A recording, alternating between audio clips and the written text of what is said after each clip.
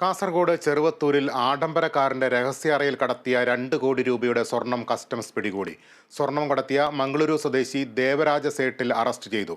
വിവിധ വിമാനത്താവളങ്ങളുടെ കള്ളക്കടത്തുമായി കൊണ്ടുവന്ന സ്വർണം സംഭരിച്ച് ഉരുക്കി ആഭരണങ്ങൾ നിർമ്മിക്കാനായി കൊണ്ടുപോവുകയായിരുന്നു എന്നാണ് സൂചന.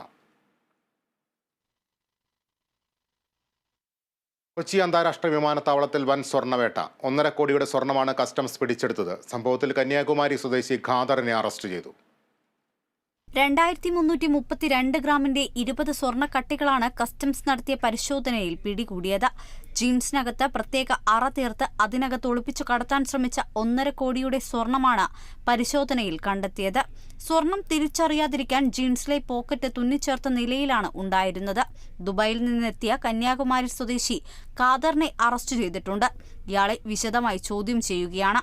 ആർക്കു വേണ്ടിയാണ് ഇയാൾ സ്വർണം കടത്തിയതെന്നാണ് പ്രധാനമായും അന്വേഷിക്കുന്നത്. 2 ആഴ്ച മുൻപ് തിരുവനന്തപുരം വിമാനത്താവളത്തിലും സ്വർണം പിടികൂടിയിരുന്നു. അടിവസ്ത്രത്തിൽ ഒളിപ്പിച്ച നിലയിലായിരുന്നു സ്വർണം.